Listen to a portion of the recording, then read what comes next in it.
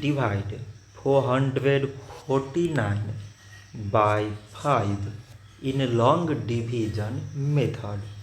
5 times 8 is 40. On subtracting, we get 4. So now we put down this 9 and it is 49. 5 times 9 is 45. On subtracting, we get 4. So now we have no any other number to put it down.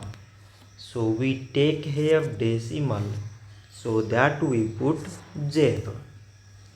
So it is 40 and 5 times 8 is 40. On subtracting, we get 0. So 449 divided by 5 is 89.8.